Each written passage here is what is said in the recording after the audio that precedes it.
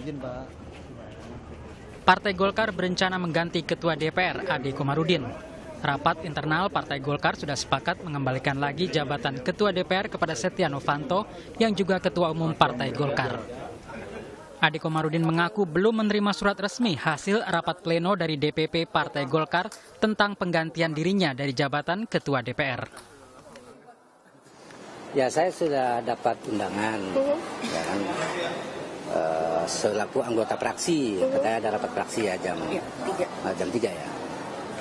Dan kita tahu bahwa DPP sudah pleno katanya, tapi saya sampai hari ini belum menerima resminya. Jadi yang saya lihat nanti resminya kayak gimana, nanti saya pelajari begitu. Pelajari dengan baik gitu. Untuk nanti tentu saya akan konsultasikan kepada para senior saya. Kepastian Partai Golkar mengangkat kembali Setia Novanto menjadi Ketua DPR setelah Mahkamah Kehormatan DPR menyatakan Setia Novanto tidak melakukan pelanggaran etik dalam kasus Papa Minta Saham. Sekjen Partai Golkar Idrus Marham menambahkan putusan Mahkamah Konstitusi soal bukti rekaman suara tidak bisa dijadikan bukti, semakin menambah keyakinan Golkar untuk mengangkat kembali Setia Novanto jadi Ketua DPR. Bahwa DPP Partai Golkar telah mengambil keputusan secara bulat aklamasi ya untuk mengembalikan posisi Setia Novanto sebagai Ketua DPR. Ya, dengan pertimbangan bahwa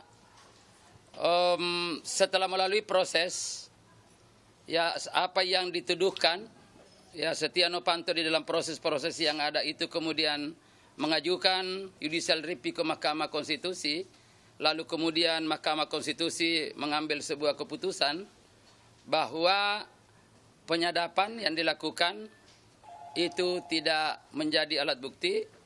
Kemudian yang kedua adalah bahwa tuduhan tentang pemufakatan jahat itu juga tidak.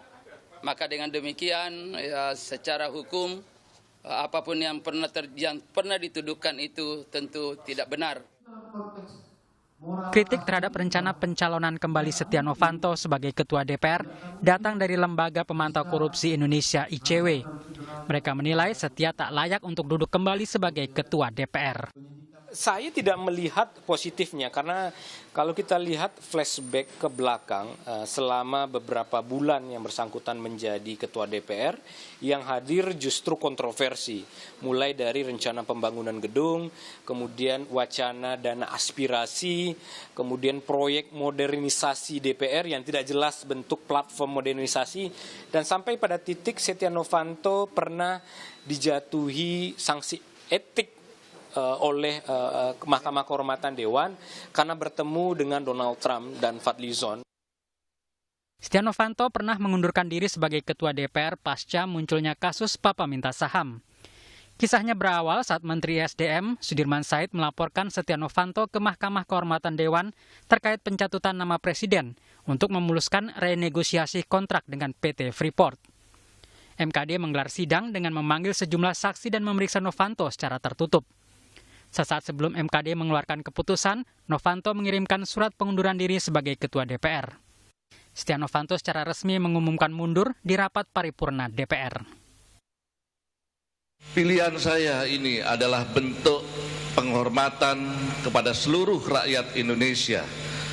Selama saya mengemban tugas sebagai Ketua DPR Republik Indonesia, tentu banyak dinamika yang kita rasakan bersama, dinamika yang perlu disikapi secara arif dan bijaksana, merupakan peristiwa politik,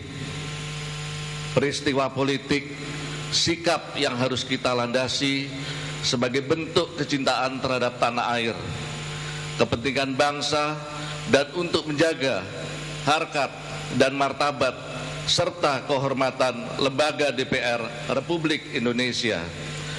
Prinsip tersebut saya pegang sebagai Ketua DPR, dan atas dasar itulah saya mengundurkan diri seraya memohon maaf atas segala keikhlafan yang terjadi, serta doa saya yang tulus untuk bangsa dan negara. Semoga bangsa ini dapat menyongsong masa depan yang lebih baik. Pada 17 Mei 2016, Setia Novanto terpilih sebagai Ketua Umum Partai Golkar setelah meraih suara terbanyak pada voting tertutup yang digelar dalam Munaslup partai. Pesaing Novanto, Ade Komarudin, menyatakan mundur dari pemilihan dan mengalihkan dukungan untuk Setia Novanto. Tim Liputan, Kompas TV.